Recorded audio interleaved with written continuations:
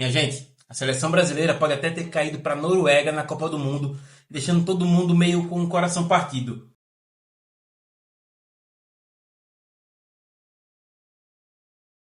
Mas no esquema tático da seleção do Litera Negra, o jogo não para. Porque aqui a gente joga para vencer o campeonato mais longo da história e também o mais importante da nossa vida. Depois de a gente ter blindado o gol com Maria Firmina dos Reis, a zaga com Neuza, Clóvis e Beatriz, e também de ditar o ritmo do meio-campo com Krenak, Eliana e Nego Bispo, chegou a hora da gente falar de quem joga pelas pontas. E eu escalei uma dupla que corre em tempos diferentes, mas que ataca exatamente o mesmo alvo. Estou falando de Machado de Assis na ponta esquerda e Itamar Vieira Júnior na ponta direita. Um clássico e um fenômeno contemporâneo atacando a mesma ferida. No vídeo de hoje do Litera Negra, o elo invisível entre Machado de Assis e o autor da Trilogia da Terra. Tá começando o Litera Negra. Meu nome é Messias Martins e você tá no rolê do povo negro na literatura.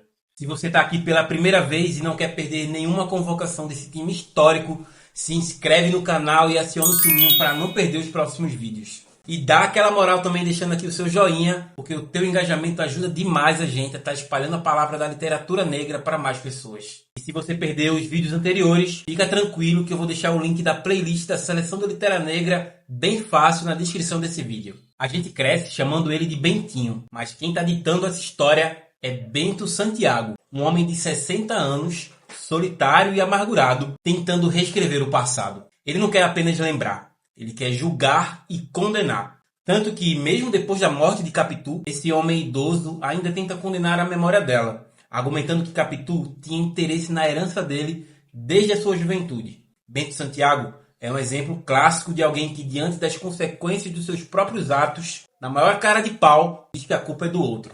Essa obsessão de Bento por controle, herança e pela posse da verdade é a mesmíssima engrenagem de poder que Itamar Vieira Júnior escancara na sua Trilogia da Terra. O jogo é o mesmo, o da dominação. A elite que usa a caneta, a lei e a terra para garantir que os mesmos corpos saiam sempre como culpados e sem nenhum direito.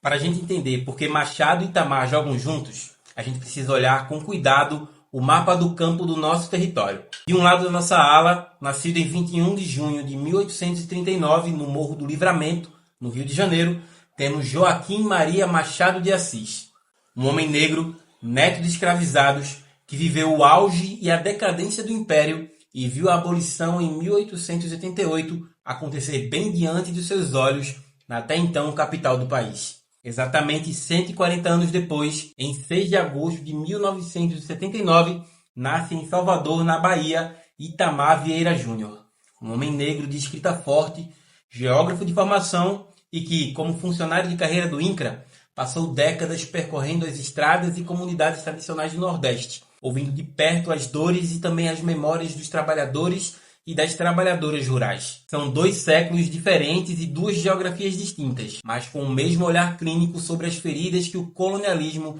fincou na nossa carne. Do leitor mais voraz até aquela pessoa que não é lá muito chegada em literatura, quase todo mundo já se deparou com a mesma questão que por mais de um século vem fervilhando as rodas de fofoca da literatura nacional. Capitu traiu ou não traiu Bentinho? Rolou ou não rolou uma gaia? Sinceramente, eu não acho que essa seja a ideia principal do livro. Essa pergunta é, na verdade, um drible que deram na gente para esconder a verdadeira ferida exposta por um dos maiores gênios da nossa literatura. Machado não escreveu um drama de corno. Ele escreveu um tratado sobre a lógica da posse. De um lado, a gente tem Bento Santiago. Ele não é só um homem ciumento, como talvez tenham pintado para você. Ele era um homem branco, um herdeiro legítimo da aristocracia latifundiária e escravocrata do século XIX. Ele cresceu num casarão gerido por Dona Glória, cercado por escravizados domésticos, acostumado a ver corpos negros como propriedade.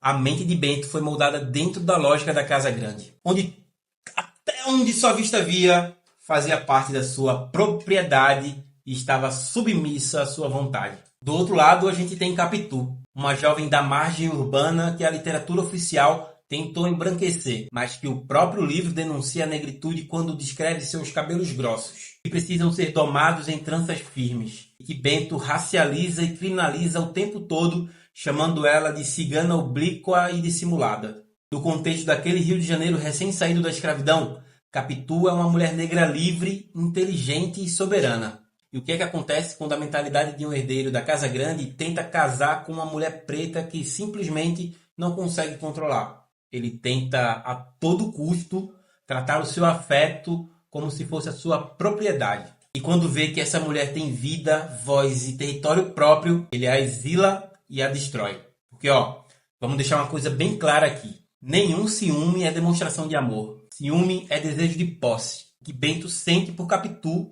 não é a dor de um coração partido. É a fúria do herdeiro da elite que perdeu o controle sobre o corpo e sobre a subjetividade do outro. Agora repara nessa jogada. A gente vai inverter o jogo lá para nossa área direita, onde a gente encontra o mestre baiano Itamar Vieira Júnior. Se você acompanha o Litera Negra há mais tempo, você viu quando a gente destrinchou por aqui a saga das irmãs Bibiana e Belonísia em Torto Arado, enfrentando a violência dos fazendeiros da Chapada Diamantina em Água Negra, onde o povo trabalhava na terra, mas não podia construir nenhuma casa de tijolos, porque até a moradia deles pertencia ao patrão. E você também viu quando a gente analisou a comunidade de Itapera, em Salvar o Fogo, mostrando como o poder senhorial usa a batina da igreja para tratar o povo do Rio Paraguaçu como servo eterno, marcando a ferro e fogo as vidas de Moisés e Luzia. E se você acha que essa história parou em Itapera, deixa eu te contar uma coisinha que está acontecendo nos bastidores do canal. Eu estou lendo essa preciosidade aqui,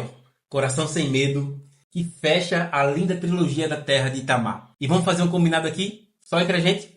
Assim que eu terminar essa leitura, eu faço um vídeo completão sobre esse livro aqui no canal. É só você escrever nos comentários, Coração Sem Medo. Joga aí, só para eu saber que eu não estou querendo fazer esse vídeo sozinho. Antes de eu completar o raciocínio, deixa eu te passar a bola. Fazer esse trabalho de pesquisa e trazer esse conteúdo com o pé no chão da nossa realidade dá um trabalho danado. Se você quiser ajudar o Litera Negra a continuar existindo, evoluindo tecnicamente e também produzindo resgates como esse, as informações do nosso Apoia-se e do Pix estão na tela e também no primeiro comentário fixado desse vídeo. E meu muito obrigado de coração a todo mundo que fortalece a existência desse belo canal.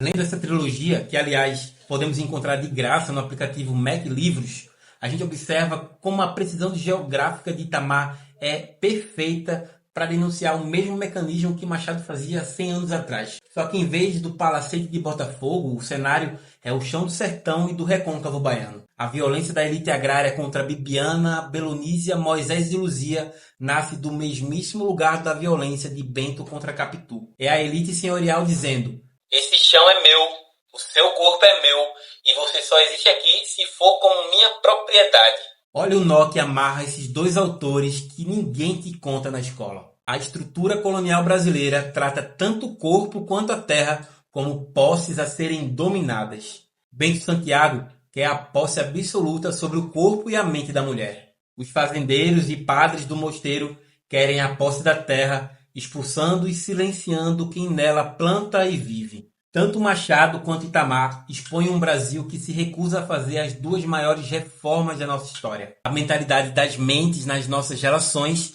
e também a reforma agrária no campo. É por isso que Machado e Itamar são os nossos alas. Eles rasgam as linhas de defesa do sistema usando a literatura como contra-ataque. Mas se você acha que a sutileza de Machado e a poesia de Itamar foram fundo na ferida, se prepara. No nosso próximo bloco, para encerrar essa nossa jornada tática, a gente vai acionar o nosso ataque e apresentar a nossa comissão técnica. E quem vem para a grande área são duas mulheres que viveram a peleja da sobrevivência na pele e transformaram o texto em dinamite. Carolina Maria de Jesus e Conceição Evaristo. Tudo isso sob a orientação tática do nosso verdadeiro comandante da educação popular, Agostinho José Pereira, o divino mestre. E já vou avisando, o nosso treinador não cede à pressão de patrocinadores, casa de aposta e nem a cartola que quer impor jogador inválido em campo só pelo nome. A convocação da seleção do Litera Negra tem compromisso com a nossa história, porque na história do nosso povo, cair faz parte, mas o contra-ataque é inevitável. Umbutu e vida longa ao rolê do povo negro na literatura. Machado de Assis presente, agora e sempre.